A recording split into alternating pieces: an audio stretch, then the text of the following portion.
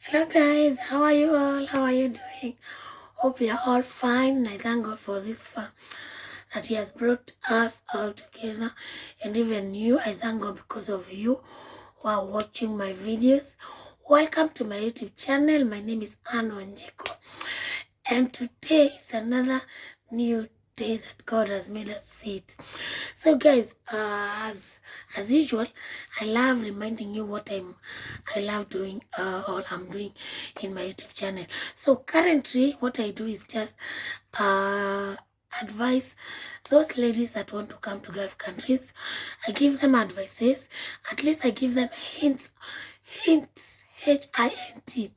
of what she's going to find here. Because some of the challenge, actually, let me say, not some, but almost all of them, they are the same. But but despite they are the same, they differ kidogo too, because the houses are not the same. But the same things that happens here, most of the same things, they will happen into other houses. So what I simply do is give advices on how to deal with these things, advise you guys on how to stay with even your employees, on how to be in a good relationship. I've done a lot of videos about that, so if you have not watched some of them, make sure you do, and also kindly consider subscribe there, so at least to figure 100. I'll see you. So thank you for all of you those have subscribed.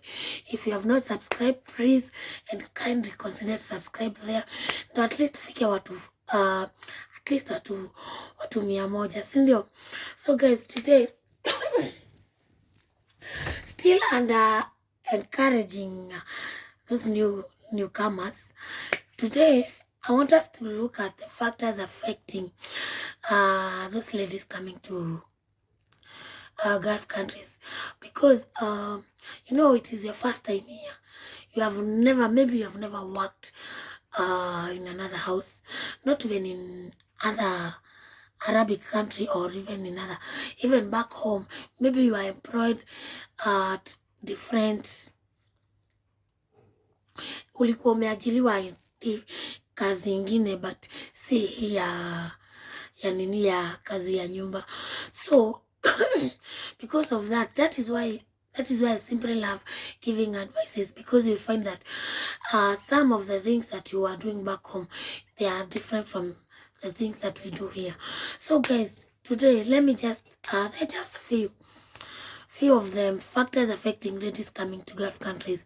So factor number 1, if it is your first time coming to Gulf country, this one, it will be something that will affect you like the first like 3 or 4 months.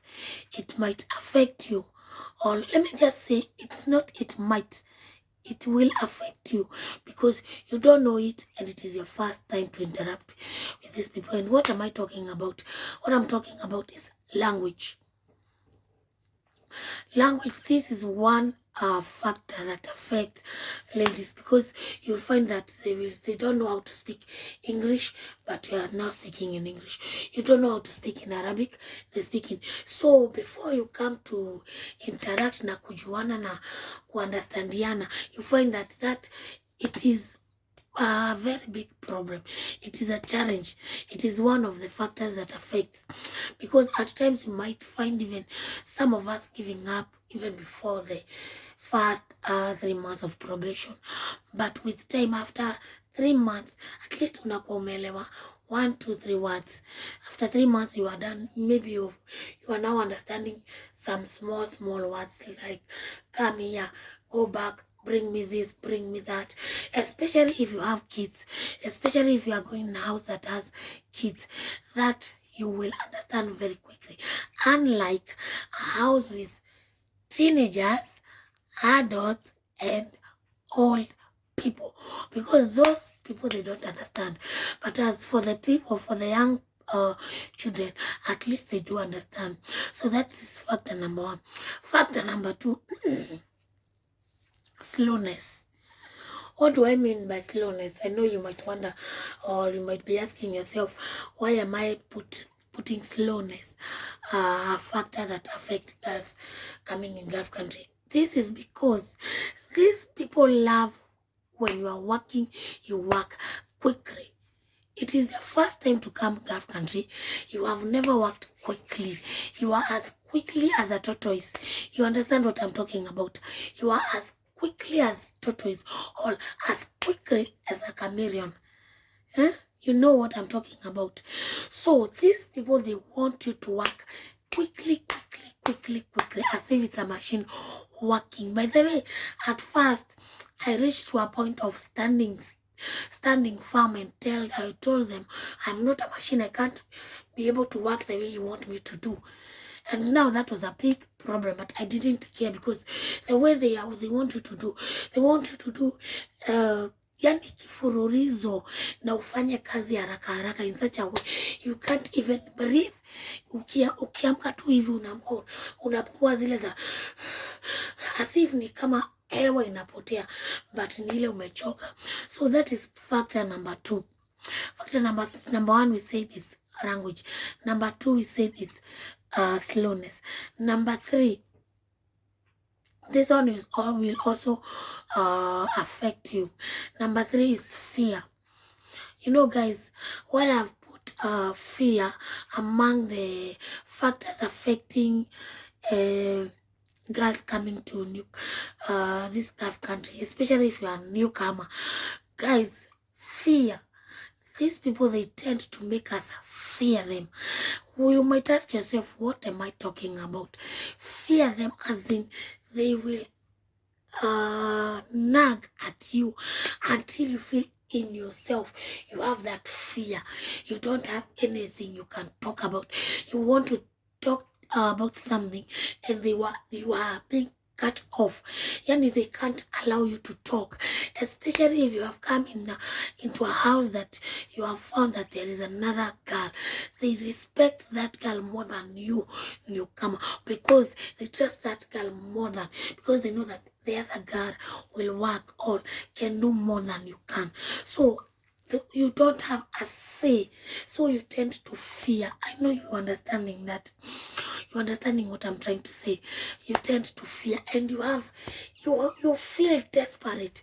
You want to talk it out, but maybe the one that you are working with, your workmate, here is another thing. She cannot even let you talk. Anything small you talk, anakimbisha mbele. So you find that you are umefinyiriwa tu hapo. Uko tu hapo tu, unaogopa, utaki kuongea kwa sababu ukiongea ndio tu ataongea tu maneno. And you know, these people, they are very ouch. I don't know what I can use, which word I can use, because they love nagging, especially by minor things. Minor things, they makes them nag. They can nag the whole day, saying the way they are paying you a lot of money, saying the way they can even return you back to the office. By the way, let me tell you, if you are there and your employer has told you that I am going to return you back to the office, and you have reached 5-6 months, my friend, try to finish that fear away. What do I mean? Stand firm. Tell them it is not back in the office, back in Kenya. Right now, most of them, they are desperate for house girls. But when you come in the house, they treat you like, even I don't know like what. Yes, when you come, they make sure that you have no say in that house. Anything you try to say, they start nagging. Anything you try to raise, a point you want to say, madam, this is not the right thing, they will not allow. A very big percent of them will not allow you to talk. I am telling you that because personally, I was being monitored by 7 people plus Wuka Wanane. Girls, I'm telling you, it was a serious, and I had to fight. By saying fight, I don't mean gumi. No, I stood firm. I really stood firm na nikawaonyesha hii ndio mwelekeo yangu. If it is not like that, back to Kenya. And I was ready to pack and leave, because you can imagine everyone coming in that door, coming with their own pressure. For those of you who are working in Gulf country, you know what I'm talking about. They come, everybody coming with their own pressures back in their own houses. They put all the pressures in my mind. On top of that, there is Uka. That is another problem. Not a problem, but yani anakutetesha.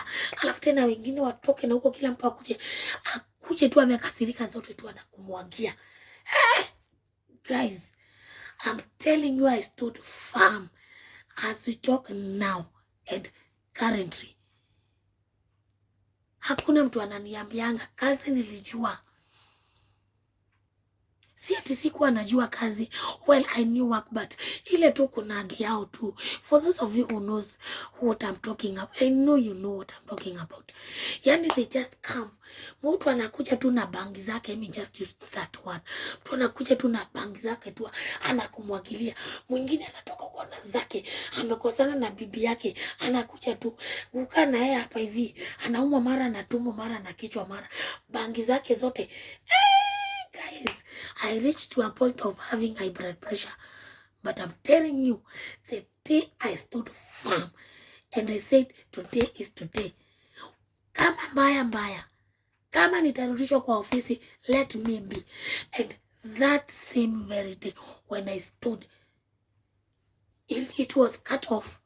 That nagging was cut off. What will cool down, because they saw now I am able to talk. If it is a no, it is a no. If it is a yes, it is a yes. Until today, that is how I stay, and that is how I work. If you tell me to do this, I tell you, madam, I am doing this and that and that. Then after I finish that, I will do that. Yes, because you can imagine you are being monitored by 8 people. Everybody wants you to do the work the way in their own houses they are done. You just put a sufuria here, then the other madam will come and ask you, you mad woman, who told you to put it? You say it is your sister. Then, oh my God, let me not even try to explain. It was bad. But since I gained courage and confidence, and I said, kama mbaya, kama ni ofisi wacha nirudishwe, I am ready to go back. When I stood firm, that is when you are Elisha. And right now, I'm good to go. So that is I was just trying to tell you that, explaining how they bring about fear. I hope you understand. So the last factor affecting ladies coming to Gulf country, this is homesickness. Hii huwa inachanganya kila mtu. Everyone. You have come here. It is your first time, my friend. Homesickness, hiyo huwa inatusumbua. It really disturbs us, because you miss your people back home, and the people that you have come here to find, they are always nagging. You can't stay with peace. You can't sit down and relax. So because of all that, when you put all that nagging, you are tired, you can't sit, you have to keep on working. When you put all that in one bucket, you just miss back home, and that really affects us, and you find us that we are really crying painful tears, especially if you have a child or children. You will find yourself you are crying painful tears because of your children. You miss your children. You know what I'm talking about. You miss them. And your family members, your mom, your dad, your cousins, your auntie, but mostly your children and your dad and mom. You really miss them. So because of that, it will affect you psychologically. Kidogo tu, inaweza kuaffect, especially kama wewe ni mtu wa kuweka mambo kwa kichwa, it can affect you sana, hata sio kidogo. So guys, if you are there, you wanna come to Gulf country, whichever Gulf country, even in Saudi Arabia, even in Lebanon, Kuwait, Qatar, Bahrain, Iraq, all those, Dubai, all those Gulf countries, as long as you are, all these things that I always try to write them down and tell you guys, it's because I want to help you at least to have a hint of what you are going to find and meet there. So guys, thank you for those of you who have been viewing my videos. I thank you.